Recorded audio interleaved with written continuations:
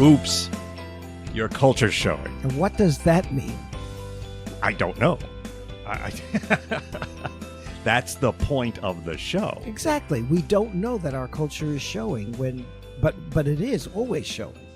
It's always there. Are you saying I cannot help but have my culture show? You cannot help but have your culture show. So Absolutely. It's sticking out all the time. It's there. And sometimes that's okay. Yeah. And other times you got to zip it up. Well, I hear that. I just want to know whether or not it's just my culture or anybody's culture. Everybody does that. Okay. That's it. And all so we all have to be a little bit more aware of it. And it is in everything. Everything. I mean, you're sitting here having a cup of tea. Yeah. I'm having a cup of tea. Yeah. And there's a cultural thing in that. Well, even having a cup of tea. Okay. I suppose I didn't mean to do that, but I guess you don't mean to do this, right? You just do it and you don't even think about it. Right. So what kind of tea is this? This is this is my tea right now over here. So keep your grubby mitts off of it. And that's your tea over there. And by the way, I'm Tom Peterson and you're Dean Foster. I'm not. You're not Tom Peterson. Some days I'm not Tom Peterson too, but today I am. And you're Dean Foster, or a reasonable facsimile. So you are the person who. Well, you are the host of the show. I am. Who's talking to me, the guest, because I'm. Well, you're more than a guest. More than a guest. Right? Yes, you're a constant contributor. And pain in the you know what, like the guest who like the house guest who stays, like what W.C. Fields said, fish and house guests begin to smell after 3 days. 3 days, yeah. Yes. If we're in here for 3 days, that's a major problem. And by the way, the laughter you hear in the background is our producer, Torin. And we're here to talk to you about culture, and that's why we're mumbling on about and I'm here tea to talk to and you about nonsense. culture because I'm the guy who's been to over 100 countries and written 5 books about it, and supposedly I have something to say. Yeah, and you've run a couple companies, too, I think. I think we did that also, yes. Okay, I vaguely remember that. Right. I kind of come out of television, theater, and that kind of stuff in voiceover world, and I'm teaching college right now. Who thought that would happen? And with all of that, we share certain similarities, like having a cup of tea. Yep. And by the way, it's late in the afternoon that we're doing this, so it's around 4:00. Now that's a cultural thing right there. The mid-afternoon tea break. But I know that in England, very English, very much very English. That we have tea. I love it to start my day with a cup of coffee. Yes. Midday, cup of tea. End of the day, glass of wine. This is civilization. This is the way it should if go. only that were it right there. If only. But all right. Well, we're sitting here with this tea, and by the way, you and I have been sharing cups of tea for several decades now, and not the same cup. Absolutely same cup. It's a really disgusting cup at this stage. So you were saying that, and I was mumbling in there about being British and so on for tea, but it's not only British, right? There's other ceremonies around the world. Yes. Oh, yes. And I'm thinking that the tea that we're sipping right now is this mint tea from Morocco. Okay. And of course, we're not in Morocco right at this moment. But if we were drinking tea in Morocco, there'd be a little bit of it'd be served differently. Why? In what way? It would.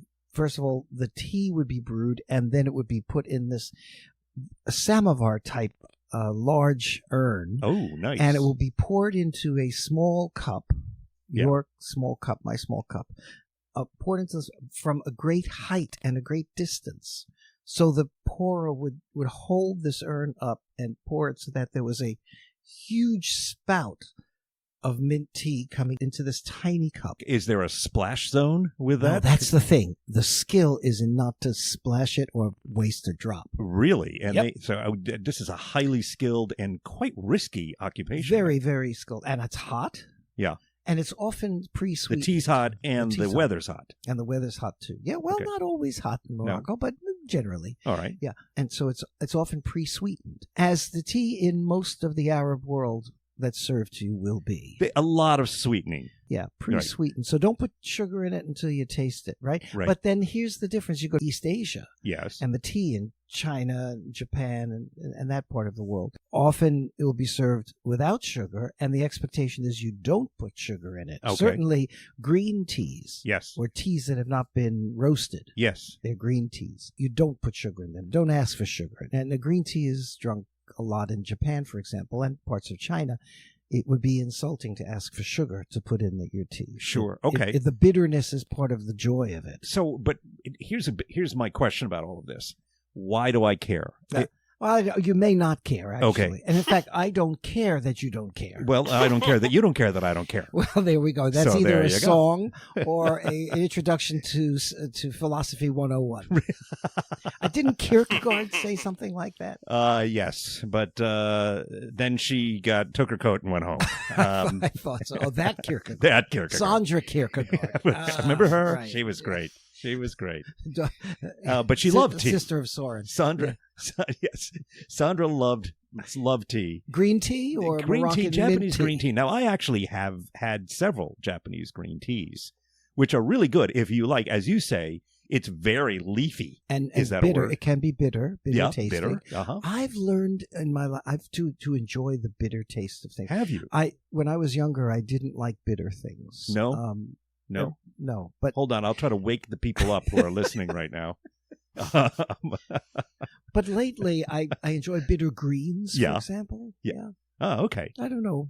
Yeah. Well, I think you've gotten a little bitter as you got older. That's just or maybe an just observation. the bitterness in my life has leaked away, and so something's leaked away. I know that. Well, but that is not something we want to talk about right now.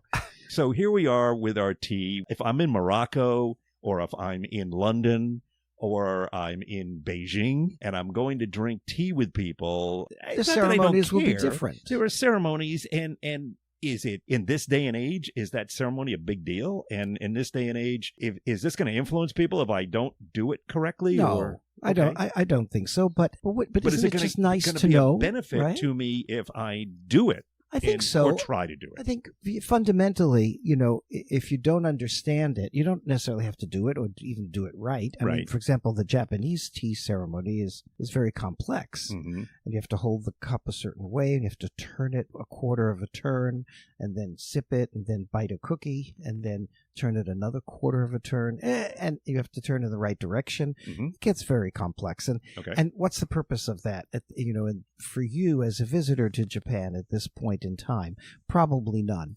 But those fine points, while you might not need to know them, point to the deeper point, I think, which can affect your enjoyment of the tea. Like, if you didn't know not to put or even ask for sugar, then that's just going to spoil the taste, and others who might be enjoying that tradition would probably feel uncomfortable that you don't understand it and you're there. Okay. Can you ask questions? Yes, you can. For example, in Japan, as a Westerner, the expectation is that you don't understand these things. So therefore, if you do respectfully ask questions about it, that's appreciated. And it gives them the chance to explain their culture to you. And I think as a general rule everywhere, asking respectfully about things you don't understand is most of the time a perfectly legitimate and very appropriate thing to do. And we don't do it enough. Okay. That's good to know. All right. It's never really gotten me into trouble. You do it in a respectful kind of way. Sure. Now, is that an excuse for not preparing? No. Right. I think to the degree that you could prepare ahead of time, very important, which is why we're talking about it right now. Absolutely, because this is a way of preparing right here. Yes. Listen to us. Believe it or not. Listen to us because we don't know what we're talking about. No idea. But we don't, but we don't know a little less than other people. We can be as dumb as anybody else. So but maybe just not that dumb. No, not quite as dumb. Somewhat dumbless. Okay. If I'm doing business in those places, or even if I'm a student who's there on school or something, and I'm with a family, and now I'm at one of these ceremonies, I get it into my mouth, and this is not a good experience. Right? You're not enjoying it. I'm not enjoying this. Yeah, swallow it anyway. So, but seriously, is it basically go ahead, Try to swallow it. Well, what else are you going to do? And can you not drink it? You could spit it out. Well, right? yeah. Let's say you don't spit it out. Yeah, all right. Okay, so you maybe you sip a little Sip. and see what it tastes like, and you're going, I don't know if I can drink this stuff. Sipping is the key. Yeah, and I think it's very important to do that, especially if the liquid or the drink is used in a toast, right? And it could be alcoholic. So all around the world, toasting and drinking is a social event in most places, not all places, but most places. If you don't want to drink the alcohol at 9 o'clock in the morning, if you don't want to drink the vodka at 9 o'clock in the morning in Poland, or in Russia, right? And it's not uncommon at a business meeting to have the shot glasses come out. Really, at a business meeting? In Moscow it could be, and or Budapest. Put it to your lips. You got to make the toast. You got to go through the ceremony. You don't have to drink it. You could just wet your lips, right? But don't ever refuse the hospitality. What's the chances you're going to run into it if you're over there? If you're a visitor, the chances of running into it are very good. Okay. Because these are social events that are an effort to build relationships based on the way that culture likes to build relationships, particularly with non-locals. Right.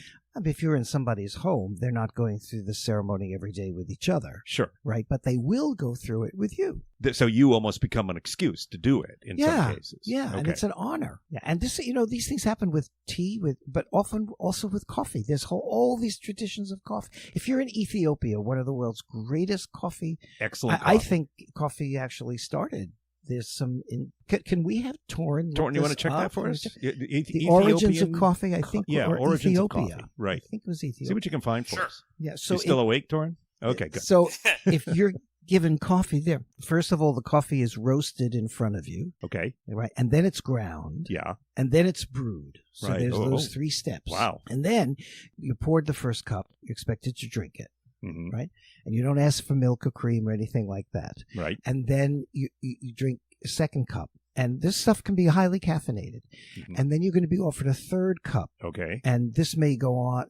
This might occur toward the end of, let's say, a meeting, right? Yep. It's very important, no matter when this happens, to drink all 3 cups. Because the first cup is a symbol of the fact that we're becoming friends. Okay. The second cup is that we are friends. Mm-hmm. And the third cup is that we can now depend on each other. Right? So this is in Ethiopia. In Ethiopia. Okay. Yep. Yes. And now let me ask about size. Okay. Size matters. Size does matter. Just about everything. Are we and here we are.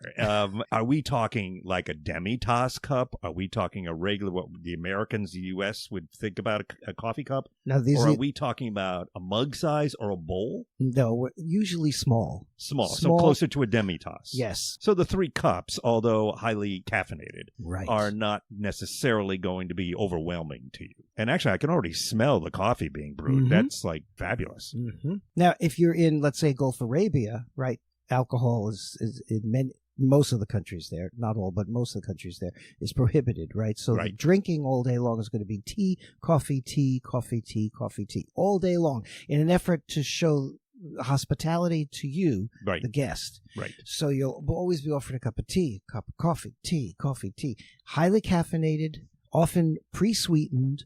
By the time you get to the 3rd cup of whatever it is, you're buzzing. You bet. Right? Yeah, sure. So this is like we're downing straight Coke at this point. I mean Coca-Cola. Right. You don't want any more, right? But you can't refuse it. Because if you refuse it, you're refusing the hospitality. Sure. The effort at hospitality, which is an insult. Can you slow it down? Well, you can. What do? You sip it. Take a sip, put it down, and wait a while. Yeah. Right? But once that cup is emptied, you are now obligating your host to fill it back up again. By the way, in Gulf Arabia, a little unique way of saying I don't want any more is when the effort to fill your cup is made, you hold the cup, lift it up off the table, hold it in your hand, and just wiggle it from side to side. Kind of rock it back and forth. Rock it back and forth. Okay. Right. Turning your wrist. Yeah, that means no more. Thank you. Okay. Right. And a lot of people would kind of saying no. A lot of people interpret that as saying it's empty, fill it up, please. But it's the other way around. Yeah, sure. Because if I was sitting at a bar and I had a glass with beer and I picked it up and shook it like that, the bartender would come over and fill it up. Right. Or give me a new one. Yeah. Yeah. Interesting. Okay. Yeah. I don't think the people in the United States, anyway, understand the importance the British put in the method of making their tea. And this is like a daily basis. This isn't even just at a ceremony. Am I right? Absolutely. It's the pot to the kettle. It's never the kettle to the pot. Right. Right? Because if you lift the kettle where you're boiling the water off the stove and take it over to the pot, well, you've already cooled it. It's cooling already. Okay. And then you pour that boiling water into the pot with the tea leaves for the steeping. Yeah. At that point, the water may be cooler than it should be. You want that water to be busting, boiling hot, right? So better to steep with. Right. So you bring the pot to the kettle. You never bring the kettle to the pot. That Words would be to like, live by. And that's if you're being mum. Okay. Right? Yeah. Being mum is what the Brits say. Two guys getting together, one's going to make the tea. Yep. So one of them's got to be mum. Okay. Right? So I'll be mum. And then I bring the kettle to the pot. I remember a little club once like that, but that's another story. It's because in the U.S., we're kind of like, just drag the thing over Stick here. Stick a tea bag in a mug and put it in the microwave. Do it, yeah, and heat it up. Now you don't microwave. And you've pretty much insulted an entire nation if you do that there, yeah. And while I certainly don't intend to insult an entire nation, I'm going to try to not insult you by telling you that we're going to take a short break right here. Got any questions for us? Well, if you do, there's a couple of ways to get hold of us. First of all, on email, our email address is oopscultureshow@gmail.com. And our handle on Twitter is oopscultureshow. Pretty clever, huh? So talk to us.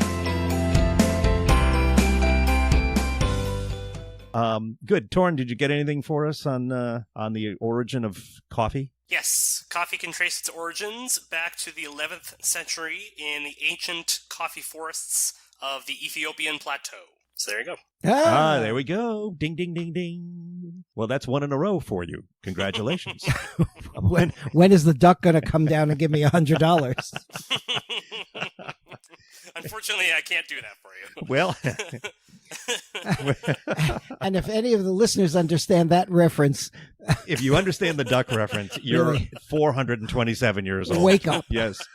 We probably had to dig you up for you to do that. Well, we're putting all this emphasis on coffee and tea. No, but it's true on wines and drinks, toasting we mentioned before. Yeah, sure. Like if you're sitting at the Chinese banquet right. in China, and you will always go to a Chinese banquet. The Chinese banquet, okay. Yeah, I mean, if you're a guest and you're over in China, one of the first things they're going to do is they're going to take you out some night, sooner than later, and wine and dine you at the Chinese banquet. So you're having drinks, and maybe you have a beer glass, and maybe you have a whiskey glass, and you drink it down, right? Yep. And you want some more beer. Yeah. Right. And there's a bottle of beer right in front of you. Mm-hmm. Okay. Okay. And your glass is empty. So what would you do in the States? You'd take that bottle and you'd pour it into your glass. Right. Big no-no in China. Okay. How come? Well, you just prove to them that you're a barbarian, which is what they suspect anyway. I was going to say. No, I say that because historically, going back in China, before the Chinese actually had a lot of experience with Westerners, they were just beginning to... The idea was that Westerners were admired for their technical accomplishments and achievements, right, civilizationally, but socially we were viewed as barbarians because we weren't as sensitive to the human dynamics and the human interactions that are so important in Chinese culture. Mm-hmm. So here we are filling up our own glass with beer. Right. No, you're not taking care of your neighbor. And you're not giving your Chinese, the Chinese fellow who's sitting next to you, the opportunity to take care of you, which is their obligation. In a culture like China, where it's always about the other person. Okay, right? yeah. Your relationship with the other person. So if your glass is less than half full and you want some more beer, and maybe your Chinese friend has kind of had a few beers too, and they're not really focused on the fact that your glass is empty. Yes. What you do is you pick up that beer bottle, and instead of filling your own glass, you put a few drops in his glass. Okay. All right. And that's the signal to him that he now has to fill your glass. Okay. Right? Okay. And that's how you get your glass full in China. All right. Huh. And that's really a metaphor for working in China. Take care of their needs first, and that you are now obligating them to take care of your needs. Okay. Okay. Yeah. Yeah, I think that would be tough for most Western. Wait, I'm sorry. This is not a good news story, but it's a fact. Nonetheless, okay, fine. But it's still that I can see how Westerners, people from the U.S., would easily screw that one up. Mm-hmm. That's an easy one to screw up. Sure. Proving over and over again that you are the barbarian they suspect you are. In their interpretation, absolutely. And we'd think, well, then take care of your own bottle of beer. Each side is always correct in their own mind up to a point. Oops, your culture's showing. Oh my gosh. Excuse me. Let me 1 second here. But if we go to Argentina. Yeah. Oh, well, whoa. We just changed hemispheres. How did that happen? It must be that magnetic pole thing again. What's happening with that magnetic Couple thousand pole? years, it's going to do this. The sucker's going to flip right over. Who It's said? going to flip right over. I don't know. Someone said it's on the internet. It's got to be true. So, is it really on the interwebs? on the interweb thing, that worldwide thing. Yeah. That crazy interweb thing. Yep. Somebody, we're saying it on it, so it must be true, right? So seriously, it's flipping? Yeah, this is a real thing. Can that happen? Is that allowed? If it's a real thing, it's going to happen. And look, I am zero expert in this. Okay, I just have read a little bit about it and heard a little bit about it. I don't believe it's the kind of thing where we're all going to go, oh God, and like everything's going to fall off the shelves and we're going to tip over. I don't think that's what's happening. Y2K. Well, first of all, it's 2,000 years from now, so if I'm going, oh God, at anything, that's going to be amazing. But as I understand it, it reverses it so that now north is down and south is up. And I don't know if there's a process. I don't know if they have to fill out paperwork. I have no idea, but I'm going to bet they probably do. I'm sure there's zoning regulations. Well, somebody's going to make money off of this. Oh, absolutely. Right. Maybe you could get someone, a lawyer will defend you against the flip of the poles. Well, and given the fact that there's a cultural thing in this. Is there? Yes. Thank goodness. Given the fact that cultures develop differently in part, yes. Not only, but yes. in part because of geographic and topographic location. Right. Climate, weather, right? Does this mean that the cultures that develop further north are now going to have to become more like the cultures in the south and vice versa? Well, okay, that becomes really interesting because when you really look at it, because and tell me if I'm mistaken, which I know you will, if no. if you go, the planet warms in the equatorial region. So as you go towards that, it warms, but then as you go away from it, it cools. So do you have similar cultural aspects from the people in the farther north and the people in the farther south areas? I know you do in the ones closer to the equator, mm-hmm. on both sides of the equator, both hemispheres. So as you go away, let's say you go to the Scandinavian countries, or you go down to the tip of South America. It is, yeah. Are you going to find, other than the other type of influences on culture? Right. If we can just isolate out the influence location, of topography, and geography. Yes, right. and weather and stuff like that. Because you're obviously going to have significant seasons in both those places. Right. And that has an effect on culture, right? It absolutely does. It absolutely does. For example, as you move north or south, right, into the colder regions, you have to go from tropical to temperate to frigid, right? And so the crops that you grow as you move from those locations are different. Sure. So crops in the tropics are growing all the time. Right. So there's no seasons necessarily to that, which means that human beings can organize themselves without concern for storage and harvest, right? But as you move into a temperate zone, whether it's north or south, then the crops are different. These crops have a seasonal aspect to them. So they have to be harvested at a certain time, and you have to store them at a certain time, and they're not going to grow over the winter. And this creates a different way for human beings to think about how they organize themselves. Because if you don't get out there in time to harvest them, you may starve through the winter. Right? So you don't have the luxury of year-round fruiting and sprouting as you would in the tropics. So you have to build a society that is now organized and much more forward-thinking or else you have to be able to project yourself into the future. Yeah, okay. All right? That's a very different mindset. Little sci-fi there. Well, it's a little sci-fi-y. Well, it's so going back to what you were asking about before, it sort of sounds like, because I think, and again, don't go with me on this, baby, but I think the pole flip are we calling it? Is that what we call it? That's what I'm calling it. The pole flip. I'm calling it the pole flip. I've already patented that. It sounds like so something don't try in to the get in on it. something in the Summer t-shirt? Olympics. Actually, it's the famous pole flip. Right. Yes. How that's not a pole vault. But pole flip. Pole flip. During that time, I think they will have that in the Olympics. So you're going to have to just start in one hemisphere and end in another. It's not easy. That's quite a vault. That's a big pole. Right. That's a big pole. Well, Elon Musk will figure that out. He'll give us a help. He will. He'll still be around. Right. Actually, at that point, good old Elon. Yeah.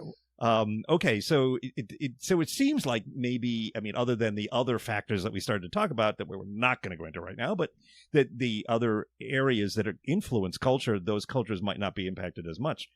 If we were swapping out the poles to, like the North Pole was going to the equator, I think we have a big time difference. That's going to be a bigger problem than if the North Pole goes to the South Pole. Right. Because basically, I think they're just kind of changing places. But it's the same thing, right? Well, it's sort of, you know who's got a problem with it? I have no idea. The penguins. Good point. Because they're only right now on the South Pole. Are they polar acclimated? Just the way polar bears are only right now, I think. I believe you're right with that. Torrent, can we double check that? Polar bears only in the North Pole. We know that the penguins are only in the South, yeah. But are the polar bears only in the North? That's the question. Okay, I'll take a look. But of course, there are penguins in Hawaii, but in South Africa, they just lost their way. But they flipped years ago, and it had nothing to do with what this. What are penguins doing in Hawaii? Vacationing, I think. Vacationing. I think they're snowbirds. They are. They're having a great time. I wish I was them. Come on. If you're going to be a penguin, why not Hawaii? Really?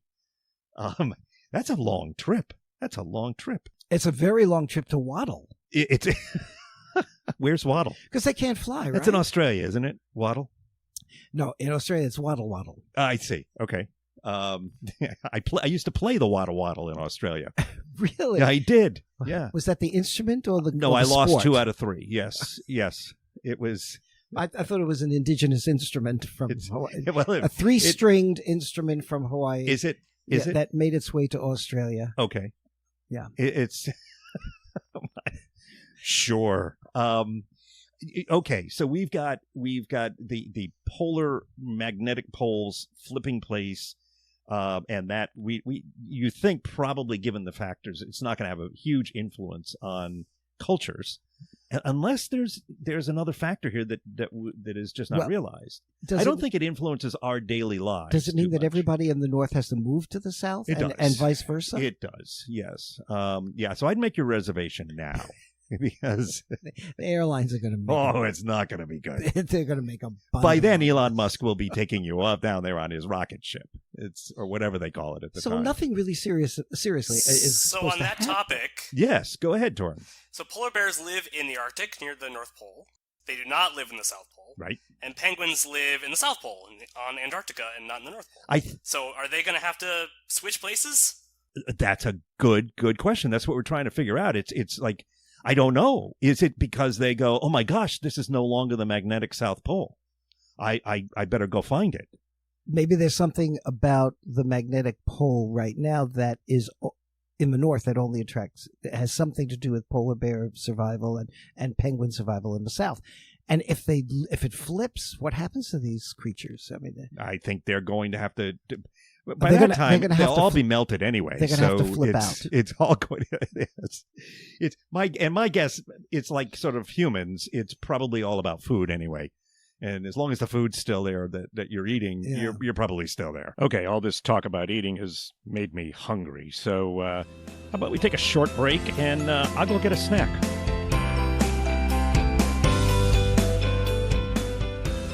While listening to this, you may think, hey, I wonder, well, if you have a question like that and want to ask us, There's a couple of ways you can do it. One would be through email, which is oopscultureshow@gmail.com. That's OOPS cultureshow@gmail.com. And then there's also our handle on Twitter, which is Oops Culture Show. That's OOPS Culture Show. I know. It's not original, but it works. Okay? Which takes us to Argentina. It does take us to Argentina. How did that happen? Well, I was going, I think... Yeah, you did go to Argentina gonna on me. And yeah. that's how we talked about the pole That's right. flips. Because in Argentina, we were talking about coffee and tea. Right. And the national drink there is, well, other than Argentinian wine, the national drink is matcha. It's like herbal mate, right? Yerba mate, the yerba matcha that we would see in the stores. Okay. Yes. So it's I've had that. It's like a tea. Yes, it is. It's not the tea plant. It's a different plant. Right. But in certain doses, it's supposed to be very good for you. Yes, it has that bitterness. It is bitter. Right. Okay, right. like a green tea, and that's very healthy. It's an antioxidant. Yes. Right. And so you drink that in Argentina often at the end of a lovely meal, a nice meal, and there's a social ceremony with this too. Okay. Right. Mm-hmm. So it usually is served in a gourd. One of those like. What isn't? The best things in life are served in a gourd. Now there's a T-shirt. There's a T-shirt. That's when you're out of your gourd. Who said that? There was some comedian who said, that was a common phrase, being out of your gourd. Was he Argentine? Let's say yes, because it fits the story, and why not? No one's going to look it up. Except for Torrin, who's about to look it up and see. Who was the comic who said, I'm out of my gourd? Out of your gourd, yes. All right, but like those pumpkin vegetables, right? It's like a gourd. Right, yeah. So you brew the matcha in the gourd. Yep. And a silver straw is put into the gourd. Argentine. Yes, right. Okay. And then it's passed around to everybody who's at the table. Yes. So everyone gets to sip out of the same silver straw. Okay. You take a sip of the matcha and you pass it to the next person. Okay. And they have a sip and you pass it around. And that's how we, sort of like passing the peace pipe, right? And that's how we enjoy that drink in Argentina. Huh.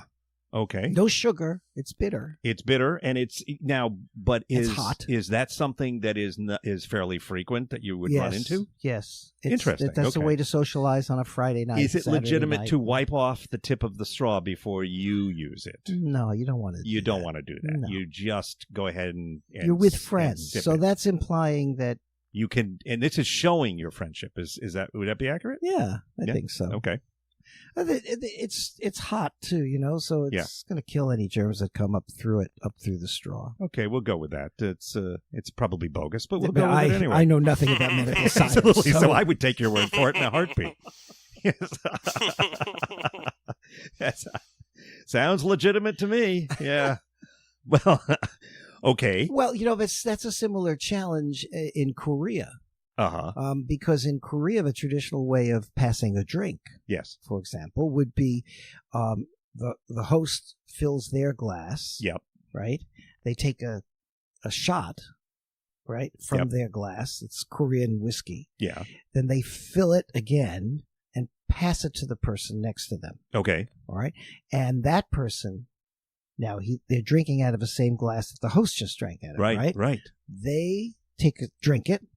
Fill the glass, pass it to the next person. Okay. So everybody's getting a chance to drink out of the host's glass. Same glass. But every time down the line, you're getting the host and somebody else who drank out of that glass. So we're adding, this thing is a petri dish by the so time we get you got 20 people at the wherever you table, are, and right. you're number 19? Yeah. Well, now see, I can see people from the U.S. Look, people give you a hard time if they get a glass that's not 100% clean in the restaurant, right? And it may be perfectly fine, but it doesn't look right to them. So they're over in Korea, and this is going to take place, and they're not aware that this is going to happen, and it starts to happen to them. I mean, I could see some of these people really reacting almost not violently, but physically. Like they almost a gag reflex. Well, like I said, this is not good news necessarily. No. But this is the way it is. Suck it up and drink some. You're in Korea. Yeah. When in Korea, that's the old saying goes. Oops, your culture's showing. Oh, it's all showing all over the place. You bet. Yeah. It's so. I can see a real hesitation on the part of the person uncertain. If you're number 19, so, Yeah. depending on where you are asked to sit or Right. shown to sit Right. at the table, and you should always wait to be shown to where to sit, because where they seat you is an indication of their sense of your importance. Right. Okay. Yes. And it's not to be felt like it's the same as it would be in Western That's cultures. right. You may not be seen as the equal to the host. You Right. may be seen as somebody down the line. The head from of the that. table or the middle of the table or whatever it happens to be are different things in different cultures. Oh, that's right. Yes, that's another podcast, I think. I think so. Right. Because that's very complicated. But suffice it to say, the quick and dirty response is that in East Asia, Korea included, most restaurants you're going to be sitting at round tables. So it's hard to identify the head or the middle, right? But wherever the key host is sitting, that's the key spot you want to be at. I dated a few people that was hard to figure out the head or the middle. It was strange. But did it ultimately matter? It didn't. No. I was the 19th person, I think, but that's a totally different story. That's okay. Yes. So Korea So you're going to get that. You're number 19 at a table at 20. just changed the whole dynamic, didn't And it? you got to put your lips on that glass. So everything that everybody else got, you just got. You just got to. Yeah, yeah. Well, a lesson, boys and girls. There's a lesson for you. The lesson is you hope that liquor is really, really strong. Maybe like wood alcohol would be a good thing to be drinking at that point. Oh, At a fine Yes. point. we'll be a judge of that, but go ahead. When you pass the glass in Korea, you always pass it with your right hand, and your right arm's elbow should be supported with your left hand.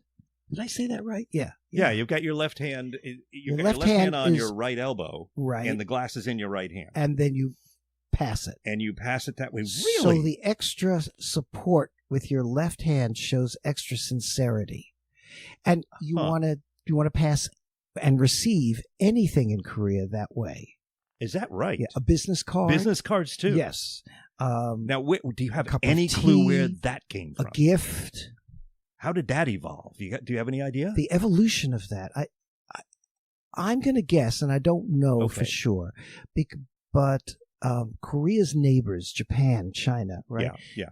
Everything is done with two hands. Uh-huh. So if I passed that same cup of something in China or Japan, it would be done with two hands. If it's a business card, it would be done with two hands. If it's a gift of some sorts, receiving or giving, it would be done with two hands. Okay. But in Korea, it's one hand supported on the elbow with the other. Huh. Maybe it was a way to distinguish themselves because they were always in the shadow of two great other civilizations. Right. And one of the Right. things about Korean civilization that's important to recognize and honor is the fact that they make a real effort to distinguish themselves. We are not Chinese. We are not Japanese. Yes. We are Korean. Yes. And in fact, we have an ancient civilization that in many ways goes further back and was more advanced sooner than either of our neighbors. Interesting. Yeah.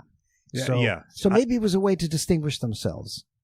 But Sure. but I'm not sure. Maybe Torrent can check that for there us. could be another thing. And If you he's can. so busy checking so many things. I know, and we have to wake him up each time. So if Torrin, see if you can hello, Torrin, see if you can find anything about the tradition that we just described about the left hand on the right elbow when handing something in Korea to someone else. Korean elbow thing. Got it. There you go. I'm The sure that'll do Korean elbow it. thing. Yeah. Yeah. Okay, Torrin, while you're doing that, I'm going to elbow my way out to the kitchen and get something to drink and eat, because I'm just starving today. Well, let's take a short break, okay? Okay, listen, the way to get hold of us is oopscultureshow@gmail.com. And our Twitter handle is Oops Culture Show. Whether this is the first episode or the third episode or whatever episode that you've listened to, if you're still listening at this point, I think you might like this. And if you do, you should really subscribe. Because if you subscribe, these things will just show up for you, and you can listen to them whenever you want to. That's the best way to go, really, honestly. I know what I'm talking about. All right, so just subscribe through iTunes or through wherever you get your podcasts from. But do it today, okay? Subscribe. Thank you. Korea's been in the news a lot in the United States for varieties of reasons, including the Koreans are the hosts for the Winter Olympics in 2018.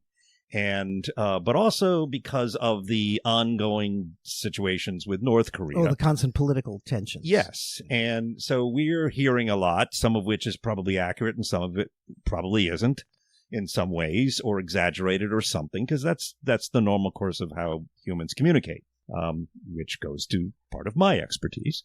But it is also that this understanding, like you're talking about, that this isn't just some country that has, and civilization that has relied on the Chinese, who are their northern neighbor, or the Japanese, who are across a relatively short span of water, or so on. These are people that are a proud civilization that has been split in two.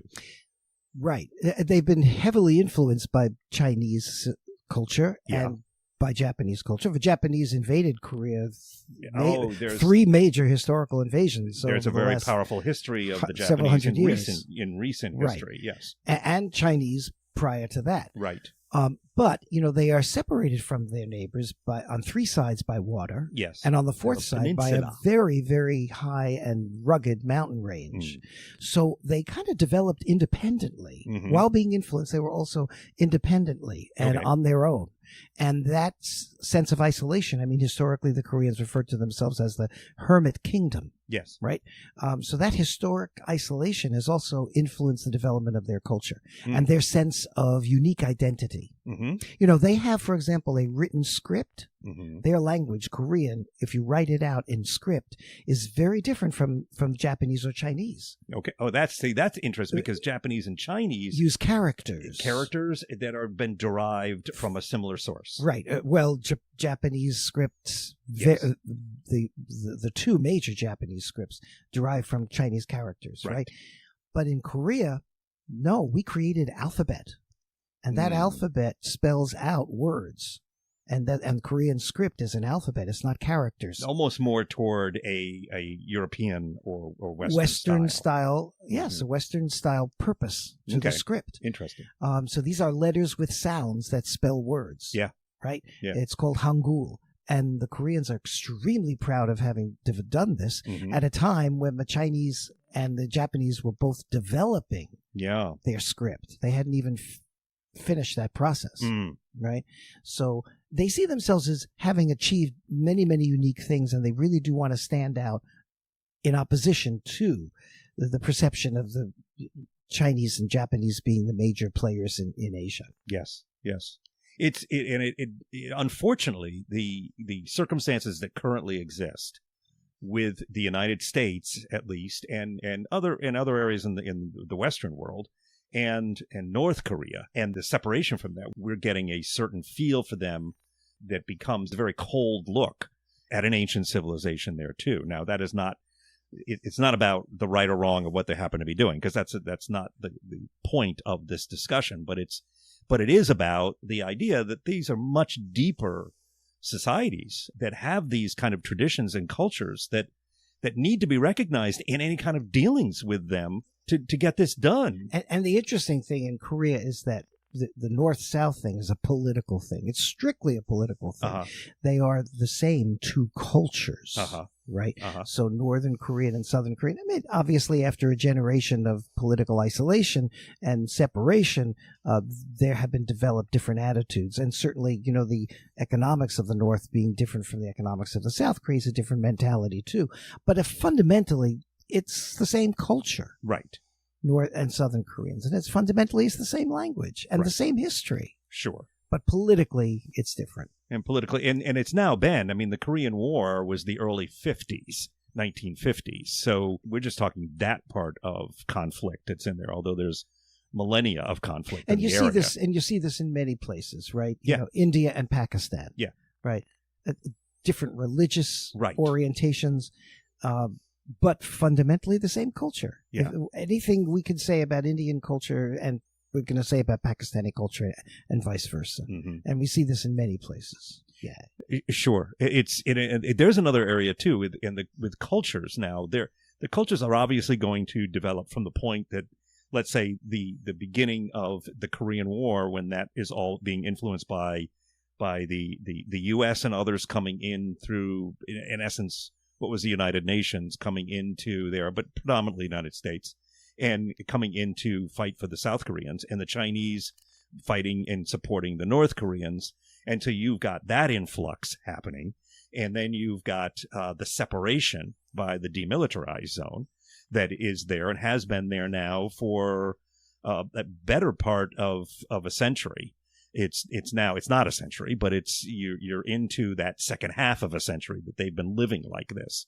So most of the people living there, I would have to assume, most of the people living there just know this to be the world that they're living in, but the culture they're coming from and the culture and the influences they're getting, I mean, we have to see that those are developing or changing or not changing. Yeah, we don't know really, because we don't know Sure. enough about the North, what's Right. going on there. You Yeah. know, I'm sure there are subtle changes. There have to be. But fundamentally, the two are the same culturally. And for so long. Korean is a Korean is a Korean. For literally millennia. Yes. Yes. Yeah. I think it's fascinating, and it's something that hopefully is paid attention to in the midst of things. But Well, we're paying attention to we it. are. Listen to us. We know what we're talking about. And we're Oh, saying it. So Torrin, did you find it must be anything true. out there about that? About the elbow? I About did. the Korean elbow? Yeah, Is yeah. that a sports injury? Korean It is elbow. a sports injury. I think it comes from arm wrestling. Yes. Or passing a drink too many times? There you go. That's my injury. Yes, and that's exactly what I found. No, so it mentions using two hands as an act of respect, like you mentioned, but specifically, it appears to have originated from the practice of holding back the sleeve of the hanbok, the traditional Korean garment, so that it wouldn't touch the table or the food, because it was considered very rude for the sleeves to touch the food, the table, or the drinks, and so the hand would therefore rest on the elbow as that's happening. Absolutely brilliant. Yeah. Whether you really found that or you made it up, I don't care. Perfect. It's just brilliant. I made it all up! No, I didn't. No. And good for you if you did. That was really well done. Well, if you've Yeah, seen right. pictures of the traditional Korean garment, the hanbok, Uh-huh. the sleeves cover the hands. Okay. So Yes. you cannot see the hands. So, of course, if you're going to use your hands, you've got to pull the sleeve up. I mean, how many times have I said that? in a My jaw conversation? drops. Yeah, I'm it's just but stunned. I mean, isn't it true that that's where culture is going to come from?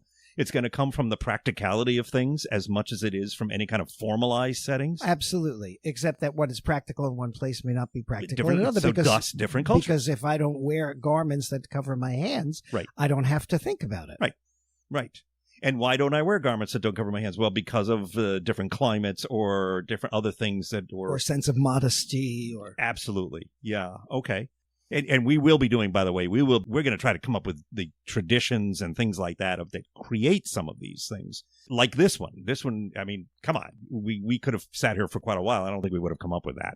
No, it took Torrin to Yeah. imagine that. That's the only reason we have him involved. Right. Right. That and laughing. My imagination. Mhm, yeah. I'm okay with that. Okay. If you look at the old family portraits, and the ancestor portraits of Yes. of Chinese Yes. ancestor portraits was a traditional art in China, where you had the patriarch and the matriarch of the family sitting side by side on a chair, Yeah. in traditional robes, Sure, yeah. right? Very common, with a scroll indicating who they were and the family, and everybody who could afford one would have a family portrait. Yeah. But if you look, usually, like portraits of Confucius or paintings of Confucius, the great Chinese philosopher, Right. Yes. always depicts him with his fingernails long, Very long. very long. Yes. So what's that about? Why long fingernails? It's a little Howard Hughes. What did Howard Hughes have long fingernails? Well, too? in the later years, in the later years, he kind of went. He wasn't looking good, and And he just never trimmed the nails at all, so they grew very long. And maybe for the same reason, because it's a sign of not needing to do manual labor. I think in his case, it was a sign of not knowing who he was or where he was. That may be. Yeah. That may be.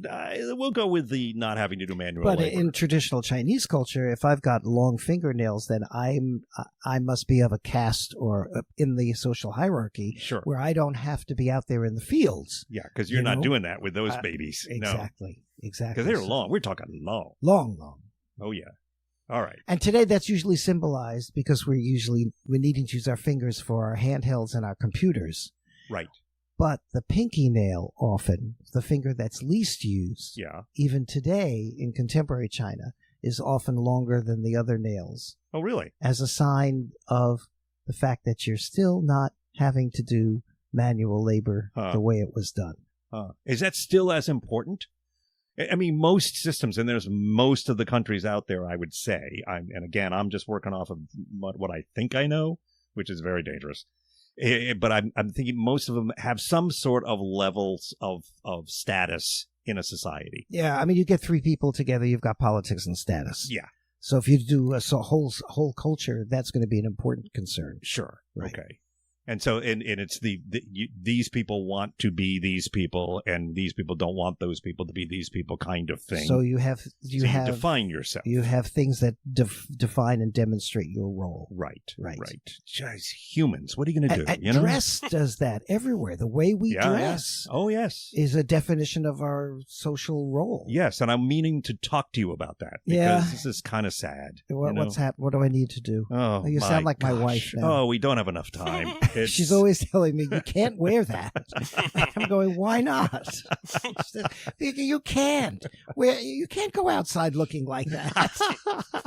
Is she talking about your clothes with that? Or Well, I'm assuming, but maybe I need to check into this further. I think you should make clarification here. What else could she possibly be referring to?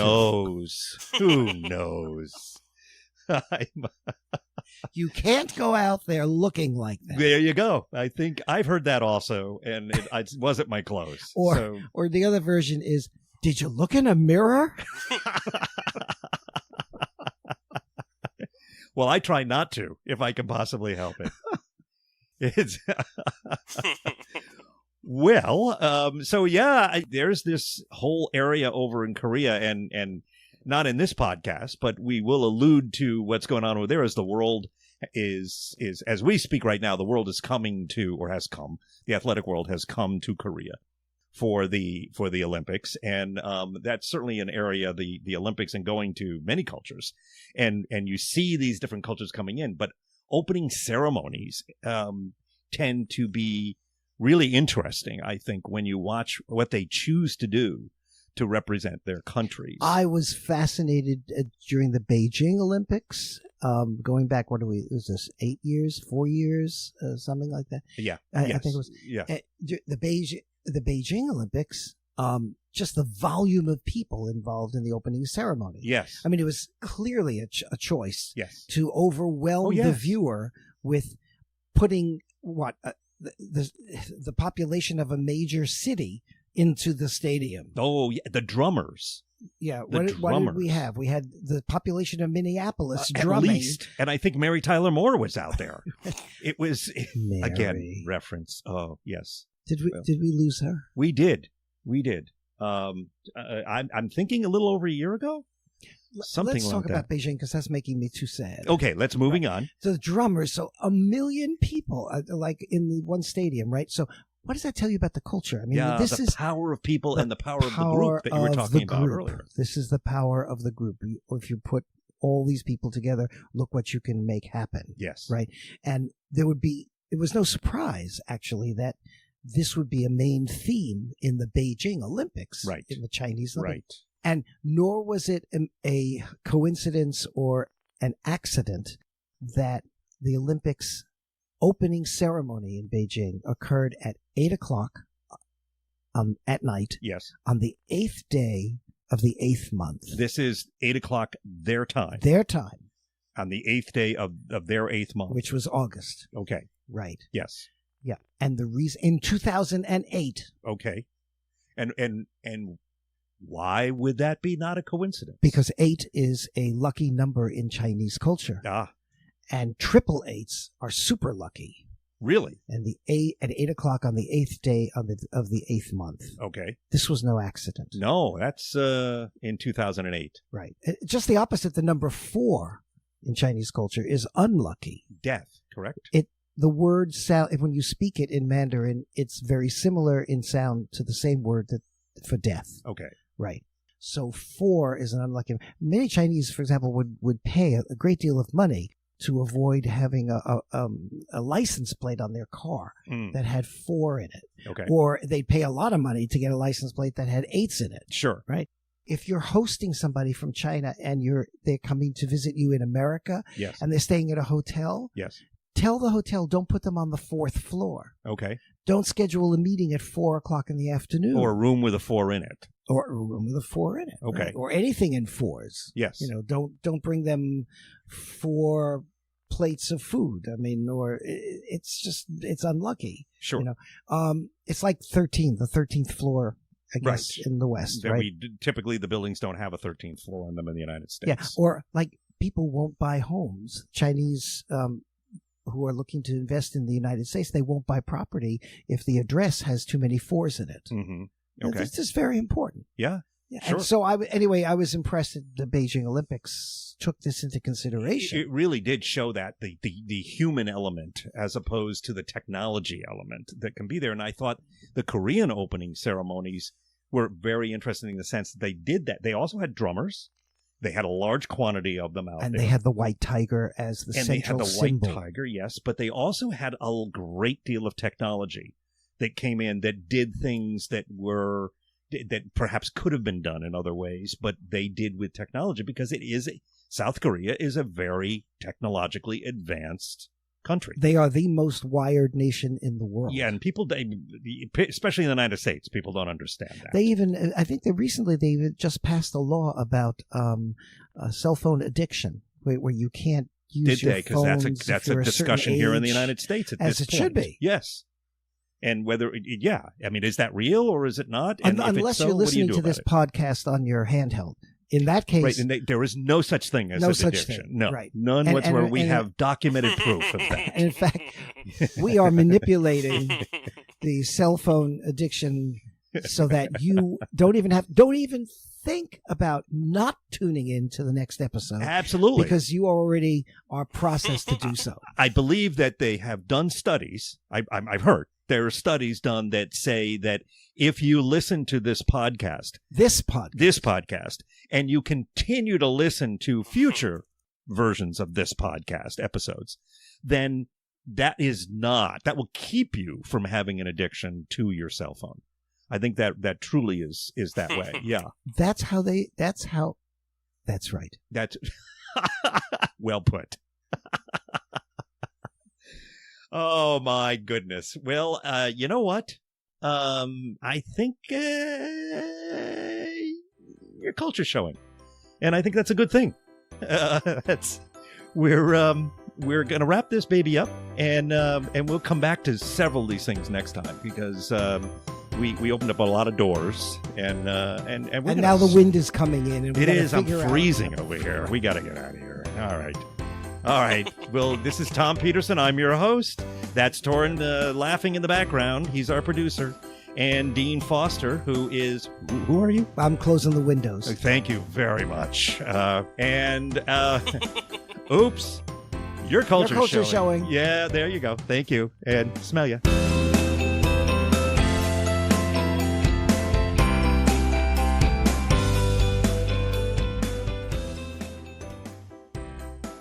Okay, I'm speaking very quickly because I realize that you listened to the entire thing and now you're done. You thought it was all over, but I'm still talking. How come I'm still talking? Well, because I really need you to subscribe to Oops, Your Culture's Showing, because we're a brand new podcast and we can really use your help. So we appreciate it. Just subscribe to Oops, Your Culture's Showing through iTunes or wherever you get your podcasts from. Thanks.